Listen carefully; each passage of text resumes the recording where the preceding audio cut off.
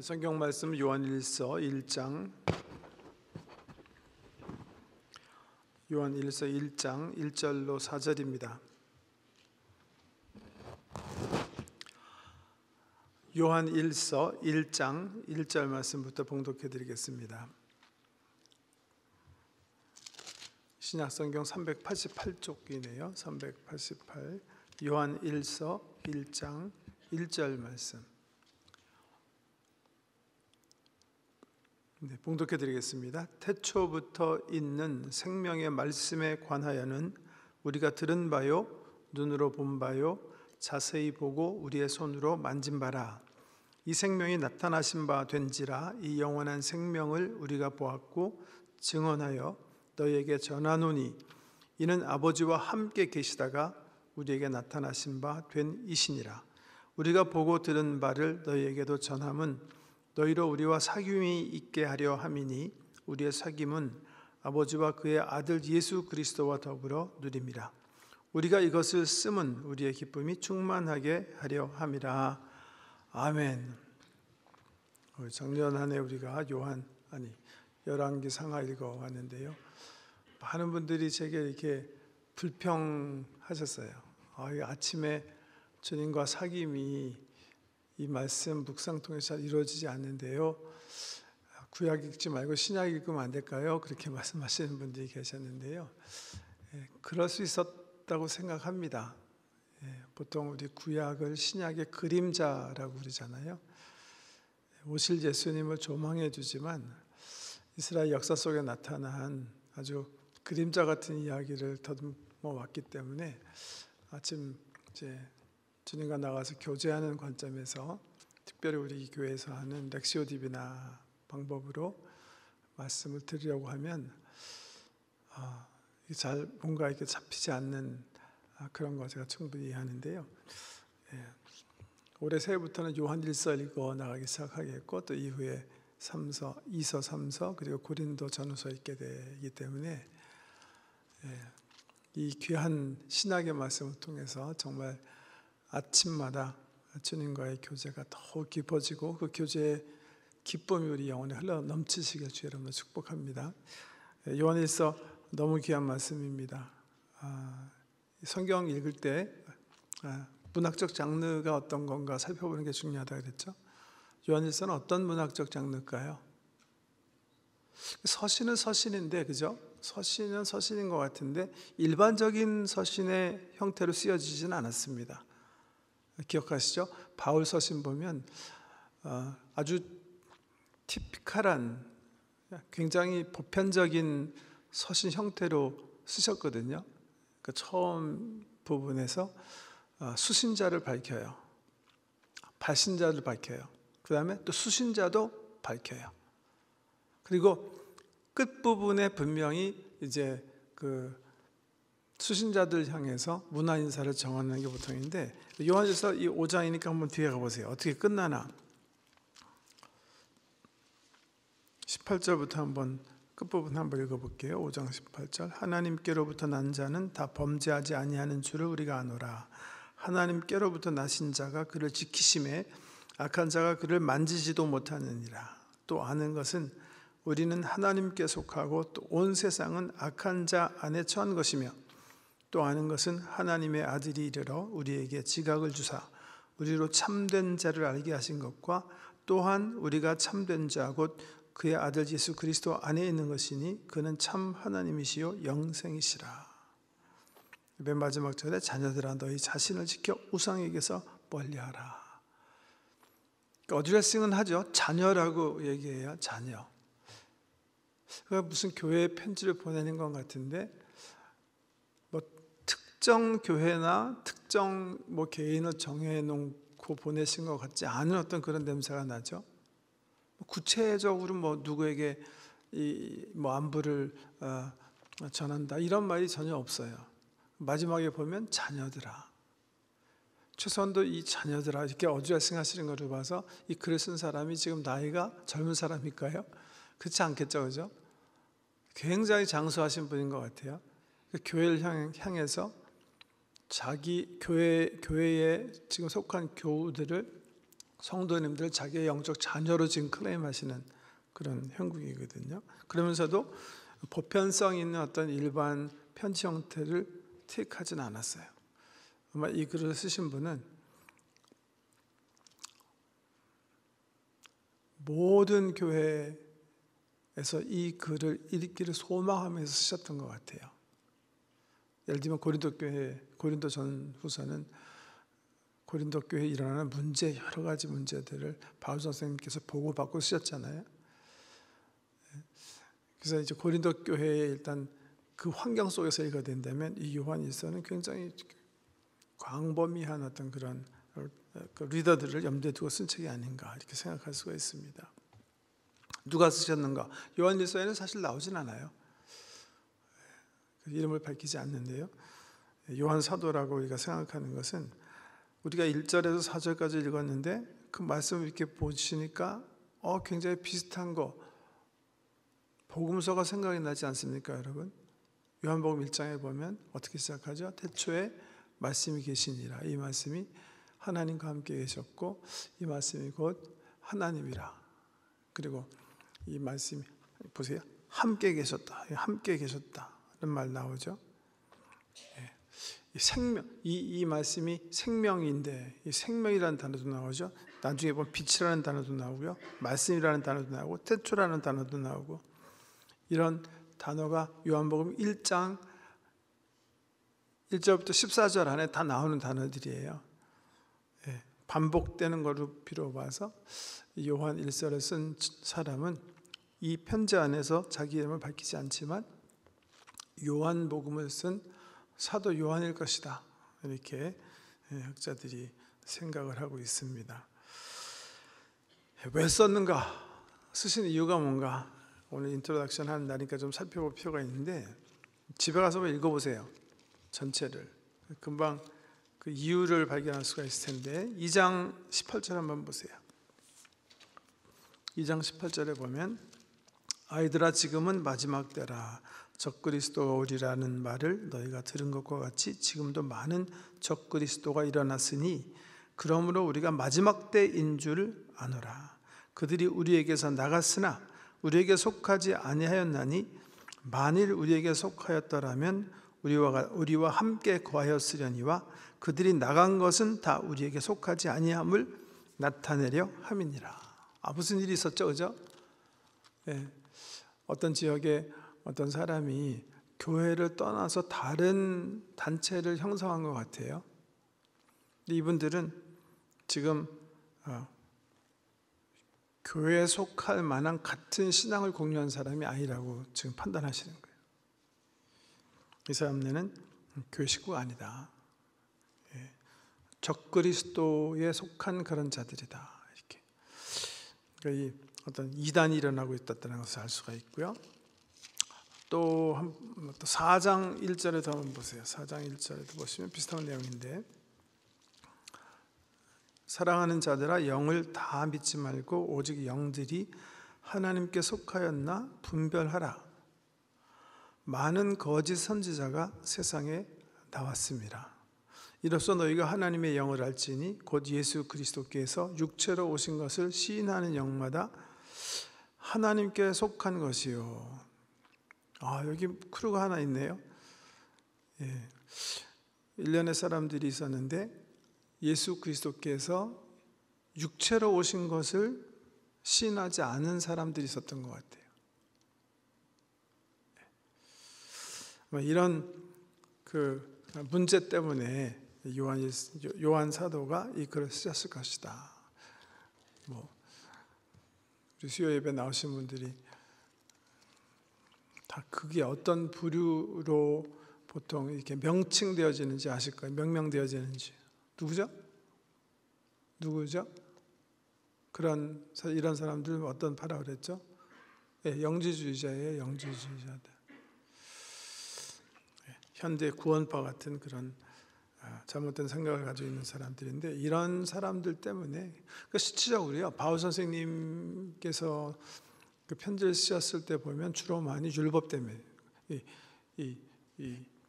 예수를 믿으면서도 하나님의 은혜에 대해서 충분히 이해하지 못해서 율법주의자가 된 어떤 그 교회를 대상으로 그러시셨다면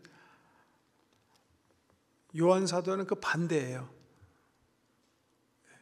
은혜를 너무나 잘못 이해해가지고 아주 완전 자유방임주의로 가버린, 뭐 맘대로 죄 지어도 상관없어, 하나님께서 다 용서해 주신대, 이 반대쪽으로 간 사람들에 대해서 요한 사도는 경고하면서 그걸 쓰신다, 이렇게 생각하면 되겠습니다.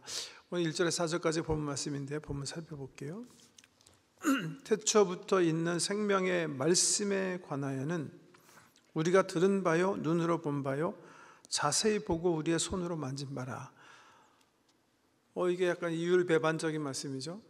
태초에 있는 말씀인데, 태초의 어떤 소리 같은, 태초부터 있었던 어떤 말씀인데 어떻게 만지죠? 어떻게 지금 요한한 사도가 주목해서 보고 또 듣고 할 수가 있습니까? 태초부터 있는 소리인데, 태초부터 있었던 말씀이신데, 근데 그렇게 얘기하고 있네요. 우리는 자세히 보았고 우리의 손으로 만졌다. 말씀을 어떻게 만지죠? 이 생명이 나타나신 바 된지라. 그래서 이게 중요한 거예요. 이 생명이 나타난 바, 이 생명의 말씀이 있었다. 태초부터 있었던 생명, 존재이고 태초부터 있었던 어떤 소리, 말씀인데 이게 나타나졌다, 이렇게 얘기하는 거예요. 사실 이 한 구절에 우리 기독교의 복음이 다 들어가 있는 거예요. 이게 복음이에요. 태초부터 있었던 말씀, 하나님이 인간의 몸을 입고 이 땅에 오셨다. 성육신, 이게 정말 기독교 복음의 핵심이라니까요. 우리 아주 특별한 만남할 때 첫 강의에 제가 늘 믿지 않는 분들을 위해서 설명드리는 부분이 있어요. 우리가 믿는 기독교가 어떻게 타 종교와는 그 본질적으로 다른가예요. 왜냐하면 세상 사람들은 자꾸만 그렇게 얘기하거든요. 뭘 믿든 다 선하게 살면 되지. 이 길도 길이고 저 길도 길이니까 뭐 불교를 믿던 마호메트를 믿던 기독교를 믿던 다 결국 하나님 믿는 거 아니냐, 쉽게 생각하는데, 그런 말은 사실은 무지하시기 때문에 하시는 말이에요. 신앙이 본질적으로 그 구조가 다른 거예요. 우리 기독교는. 우리 예수님은 다른 종교를 시작한 사람들처럼 평범한 인간으로 그냥 태어나서 어떤 길이 정말 참 길인가 고민하고 연구하고 뭐 수련하고 산에 올라가서 돛 닦고 하신 적이 없으세요. 왜? 그분은 하나님이시기 때문에 그런 거예요. 그게 다른 거예요, 타종교랑은. 우리 기독교와 견주어서 세계적인 종교가 있다면 그래도 불교잖아요. 그 다음에는 이슬람일 거 아니에요, 그죠? 근데 그 시작한 사람은 그 사람들도 그렇게 얘기해, 사람이거든요, 사람. 마호메트라는 사람이 태어난 거예요. 전쟁도 하고 독립투쟁도 하고 그러다가 밤에 이렇게 꿈을 꿨는데 환상 속에 자기가 이렇게 예루살렘 그 성벽에서 사다리가 나와서 하나님 나라에 왔다 갔다 했대요. 그래서 그때 보고 듣고 깨달은 것을 가지고 이슬람이라는 종교를 6세기에 시작한 거예요. 그냥 어떤 사람이, 자기도 그래서 자기를 프로펫이라고 그러잖아요. 예언자라고 그러잖아요. 석가도 마찬가지고요. 인도의 감비라 성에서 왕자로 태어났는데 하루는 이렇게 나가보니까 사람들이 죽고 늙고 고생하고 슬픔을 당하고 하는 거 보면서 이게 뭐냐, 이 인생이라는 게 뭘까, 이거 좀 내가 이거 이렇게 그냥 시시하게 살 게 아니라 좀 들여다봐야 되지 않는 거냐. 그래서 출가해서 돌을 찾죠. 열심히 돌을 찾아 헤매다가 깨달음을 얻는 거예요. 그래서 이 세계의 다른 기독교 외의 종교들은 사람이 깨달음을 얻는 데 기초해서 시작한 좋은 윤리적 운동들이라 이렇게 볼 수가 있어요. 종교적 운동이라 이렇게 볼 수가 있는 거죠. 기독교 거기서 우리는 다른 거예요. 그래서 다른 게 있다면 성육신에서 다른 거예요. 예수가 하나님이세요. 태초부터 계셨던 하나님이신데 말씀, 진리로 하나님과 함께 하시는 언어라는 캐릭터로 성격으로 함께 하신 하나님이신데 그분이 육신의 몸을 입고 내려오셔서 길이 뭔지 생명이 뭔지 우리가 찾고 있는 진리가 뭔지 만질 수 있게 해주시고 볼 수 있게 해주시고 주목해서 사도들이 지식을 얻을 수 있게 하셨다는 거. 그게 우리 기독교의 그 디스팅션 차이예요. 오래전에 그래서 한번 동포신문에 어느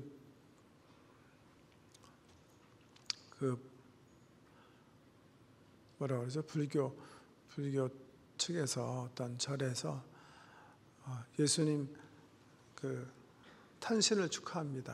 이렇게 축하한 걸 냈더라고요. 제가 동포사에서 이렇게 무슨 청영도서관에서 무슨 뭐 하는 일 때문에 회에 갔다가 해초라는 스님을 만났어요. 그 사람한테 제가 조크로 부탁을 했어요. 다음에는 이왕 낼 거면 부활절에 내달라. 예수님의 부활을 축하합니다. 그러면 정말 더 좋겠다. 우리는 예수님은요, 일단 인간의 몸을 입으셨지만 하나님이신 거예요. 그게 우리 모든 다른 종교와의 차이인 거예요. 그렇기 때문에 그분 입에서 나온 말씀이 중요해지는 거예요. 이거는 석가모니의 독사예요. 의견, 오피니언, 그 마호메트의 환상을 통해서 얻은 지혜, 오피니언이에요. 오피니언. 견해예요. 견해. 견해와는 그렇기 때문에 다른 거예요. 왜? 하나님이 말씀하셨기 때문에 다른 거예요.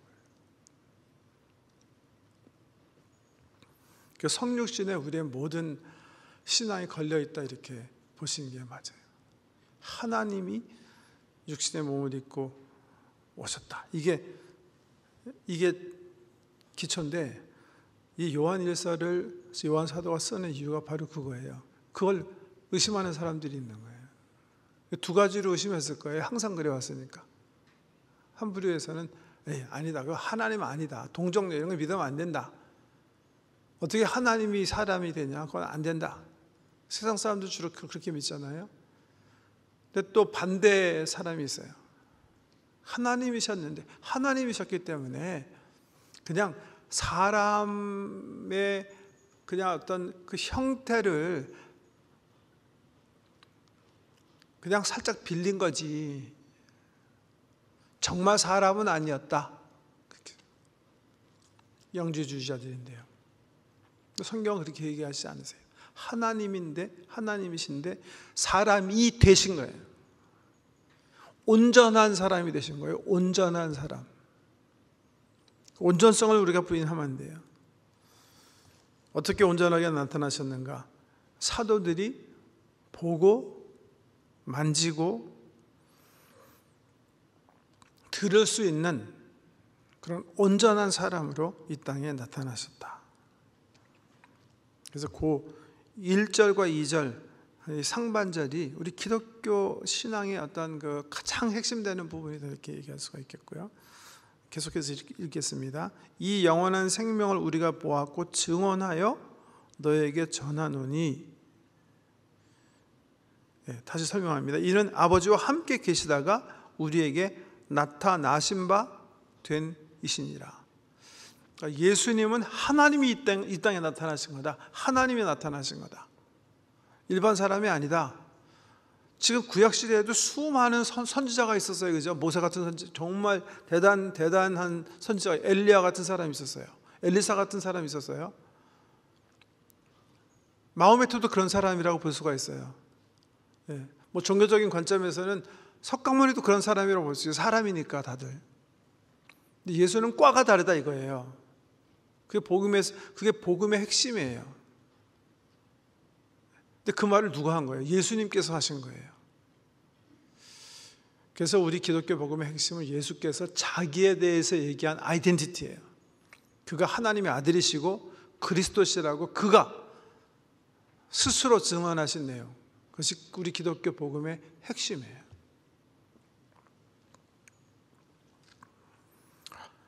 그 생명, 그 하나님이 사람 되신 것을 요한, 자기와 사도들이 함께 보았고, 그 초대교회 공동체가 함께 보았다.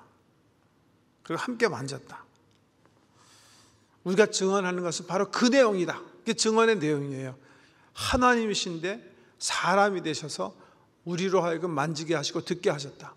그래서 우리로 하여금 뭐예요? 하나님을 알게 하시고 진리를 알게 하셨다. 그래서 우리가 증언하는 내용이 바로 그거다. 그렇게 얘기하고 있는 거예요. 3절에 보면 그 증언의 목적입니다. 그 증언의 내용은 뭐예요? 하나님이 사람 되셨고, 사람 되셨기 때문에 우리가 만지고 보고 들을 수 있었다.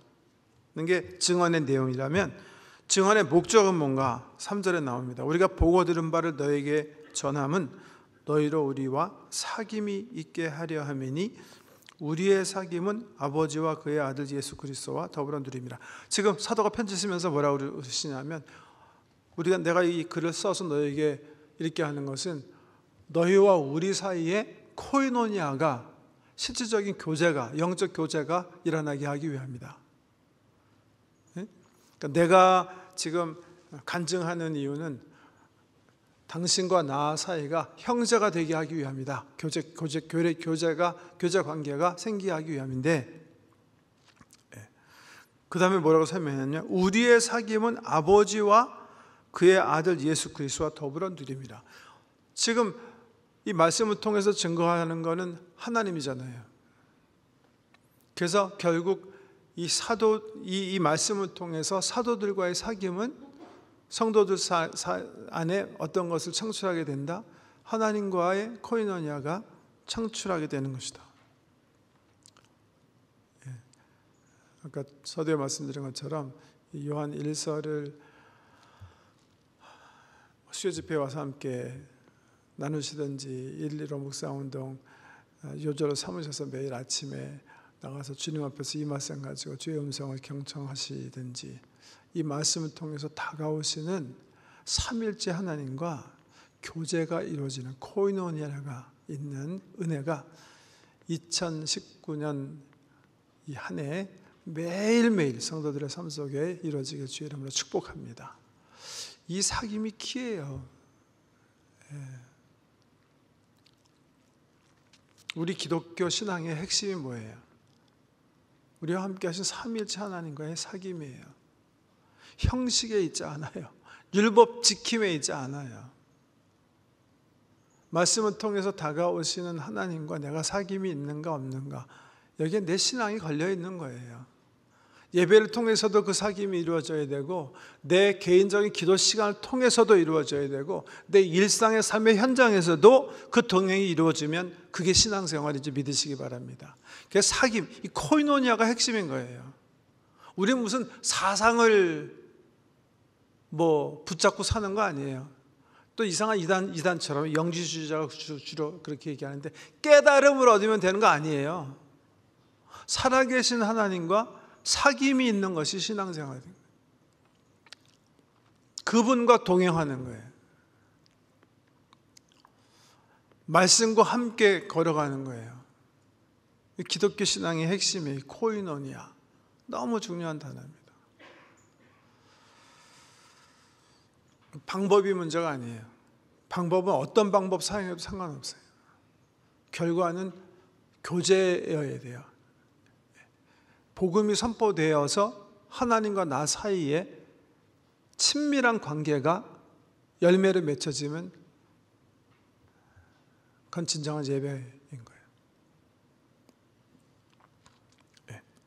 근데 그 사귐이 있잖아요. 그러면 우리 삶 속에, 우리 생활 속에, 우리 영혼 속에 나타나는 열매가 있어요. 그 대표적인 게 뭐예요? 4절에 등장하는 단어죠. 뭐죠? 우리가 이것을 쓰면 우리가 이것을 함께 나누면 우리들의 영혼에 뭐가 있게 하기 위해서? 기쁨이 충만하게 하기 위해서. 여러분 행복하세요? 신앙생활 하는데 행복하세요? 행복하지 않으시면 사귐이 없어서 그런 거예요. 사귐이 있으면 정말 행복하게 될 수밖에 없어요. 보세요.